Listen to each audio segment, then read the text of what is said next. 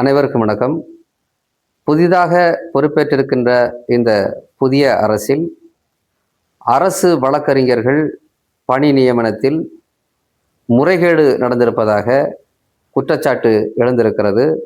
இது பரபரப்பை ஏற்படுத்தியிருக்கிறது.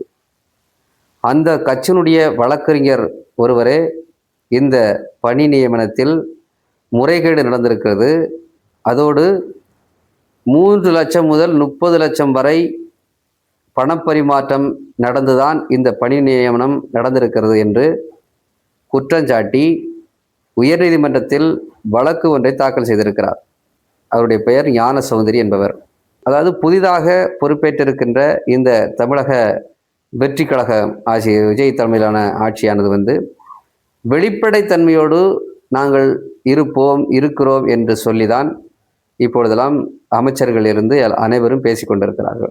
அந்த வகையில் இந்த சட்டத்துறை அமைச்சர் என்பவர் கொஞ்ச நாட்களுக்கு முன்பு ஒரு பேட்டி ஒன்றை அளித்திருந்தார். அந்த பேட்டியில் இந்த அரசு வழக்கறிஞர் பணி நியமனம் என்பது மெரிட் அடிப்படையில், அதாவது தகுதி அடிப்படையில் நியமனம் செய்யப்படும்.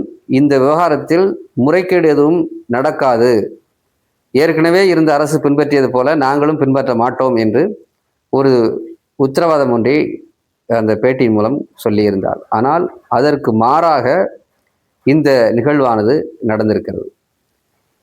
பணம் கொடுத்துதான் இந்த அரசு வழக்கறிஞர் பணி நியமனம் நடந்திருக்கிறது என்று வெட்ட வெளிச்சமாக இன்றைக்கு வெளிப்படையாக பேசக்கூடிய வகையில் இந்த நிகழ்வு அமைந்து விட்டது.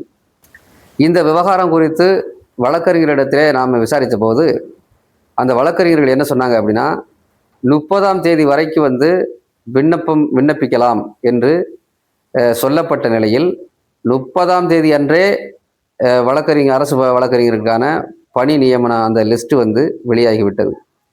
ஆக 30ஆம் தேதி வரை விண்ணப்பத்தை பெற்றுக்கொண்டு அதை பரிசீலித்து அதன் பின்புதான் ஒரு நாள் அல்லது 2 நாள் கழித்துதான் அறிவிக்க வேண்டும் என்பதுதான் அது விதி. ஆனால் 30ஆம் தேதியே முன்கூட்டியே இந்த லிஸ்ட்டு வெளிவந்ததினால் வழக்கறிஞர்களுக்கெல்லாம் ஒரே அதிர்ச்சி. அதாவது இது முன்கூட்டியே தீர்மானிக்கப்பட்டு அதுதான் முறைகேடு நடந்திருக்கிறது என்று பகிரங்கமாக குற்றம் சாட்டுகிறார்கள். முன்கூட்டியே தீர்மானிக்கப்பட்ட லிஸ்ட்டு வெளியாகி அப்போது இந்த ஞானசௌந்தரி என்பவர் தாக்கல் செய்த அந்த மனு மீது உண்மை இருப்பதாகவே நாம் பார்க்க வேண்டியிருக்கிறது. இந்த அரசு வழக்கறிஞர் பணி நியமனத்தை பொறுத்தவரை தென்காசி மாவட்டம் சங்கரன் கோவிலில் அங்கே இருக்கக்கூடிய வழக்கறிஞரிடத்தில் நாம் பேசிய போது அவர்கள் ஒரு விஷயத்தையே சொன்னார்கள். அதாவது கணவன் மனைவி 2 பேருமே அரசு வழக்கறிஞராக அந்த லிஸ்ட்டில் வந்திருக்கிறாங்க. அவர்கள் அந்த பார் கவுன்சில் நடவடிக்கைக்கு ஆட்பட்டவர்களாக அவர்கள் இருக்கிறார்கள். இன்னும் அந்த பார் கவுன்சில் விசாரணை நடைபெற்று வருவதாக அந்த வழக்கறிஞர்கள் சொன்னார்கள். ஆக இப்படிப்பட்டவர்களை இந்த அரசு வழக்கறிஞர் பணிக்கு அமர்த்தினால் எப்படி சரியாக இருக்கும் என்பதாக வழக்கறிஞர்கள் நம்மிடத்திலே பகிர்ந்து கொண்டார்கள். அதே போல இந்த புதிய அரசு அமைந்தவுடன் இந்த அரசு வழக்கறிஞர்கள் பணி நியமனம் என்பது விண்ணப்பித்தவர்கள் எல்லா கட்சியிலிருந்தும் விண்ணப்பிச்சிருக்கிறாங்க. அதாவது திமுகவிலிருந்தும் விண்ணப்பித்திருக்கிறார்கள், அதிமுக, காங்கிரஸ் என்று அனைத்து கட்சியிலிருந்தும் இந்த அரசு வழக்கறிஞர் பணிக்கு விண்ணப்பித்திருக்கிறார்கள். அதோடு நடுநிலையாளர்களும் விண்ணப்பித்திருக்கிறார்கள். இந்த தாவேகா அமைப்பை சார்ந்தவர்களும் விண்ணப்பித்திருக்கிறார்கள். இப்போ நம்ம வழக்கறிஞர்கிட்ட பேசும்போது அவர்கள் என்ன சொல்கிறார் என்று சொன்னால், ஒன்று இந்த தாவேகா அனுதாபிகளுக்கு அல்லது அந்த அமைப்பை சார்ந்தவர்களுக்கு பரிந்துரை அடிப்படையில் அவர்களுக்கு பணி நியமனம் செய்தால் சரி, அல்லது நடுநிலையாளர்களுக்கு பணி நியமனம் செய்தால் சரி.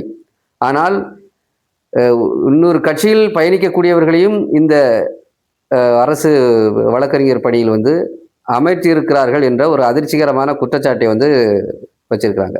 இப்போ அவங்க ஏற்கனவே இப்போ இருக்கக்கூடிய அந்த லிஸ்ட்லாம் பார்க்கிற போது அவர்கள் வேறு அமைப்பில் பயணிக்கக்கூடியவர்கள். ஆக இவர்களுடைய அணுகுமுறை என்பது பணம் மட்டும்தான் அந்த குறிக்கோள் என்ற வகையில் தான் இந்த பணி நியமனம் நடைபெற்றிருக்கிறது என்பதாகத்தான் இதை நாம் ஊர்ஜிக்க முடிகிறது. ஆகவே இந்த பணி நியமனத்தை பொறுத்தவரை வந்த லிஸ்ட்டுகளை வந்து மறுபரிசீலனை செய்ய வேண்டும் என்பதையும் இந்த வழக்கறிஞர்கள்லாம் வந்து சொல்லியிருக்கிறாங்க. ஆகவே அரசு இதை உன்னிப்பாக கவனித்து, அதாவது ஒரு வெளிப்படைத்தன்மையை, அதற்குத்தான் இந்த மக்கள் வந்து இந்த பெரும் மாற்றத்தை ஏற்படுத்தியிருக்கிறார்கள். வெளிப்படைத்தன்மையோடு செயல்படுவார்கள் இந்த அரசு என்பதுதான் மக்களுடைய எதிர்பார்ப்பாகவும் இருக்கிறது. ஆக இந்த அரசு வழக்கறிஞருடைய பணி நியமனத்தை பொறுத்தவரை இது சட்டம் ஒழுங்கு சார்ந்தது. குறிப்பாக இந்த பணி நியமனத்தில் சாதி விளையாண்டிருக்கிறது என்பதையும் நம்மால் பார்க்க முடிகிறது. இதை குற்றச்சாட்டாகவும் சொல்லுகிறார்கள். இது வந்து உன்னிப்பாக கவனிக்கக்கூடிய ஒரு விஷயம். ஆக இந்த சாதி ரீதியாகவும் இந்த வழக்கறிஞர்கள், அரசு வழக்கறிஞர்கள் வந்து பணி நியமனம் செய்யப்பட்டிருக்கிறார்கள் என்பதையும் ஒரு குற்றச்சாட்டாகவே நாம் முன்வைக்க வேண்டியிருக்கிறது. ஆகவே இந்த பணியை பொறுத்தவரை சட்ட ஒழுங்கு பிரச்சனை வந்து பார்க்கக்கூடிய பணியாக இது இருக்கிறது. ஆகவே இதில் கூடுதல் கவனம் அரசு செலுத்த வேண்டிய தேவை இருக்கிறது. ஆகவே வெளிப்படைத்தன்மையோடு அந்த பணி நியமனம் செய்ய வேண்டும். தகுதியுள்ளவர்களுக்கு இந்த பணி கிடைக்க வேண்டும் என்பதுதான் மக்களுடைய எதிர்பார்ப்பாக இருக்கிறது. நன்றி, வணக்கம்.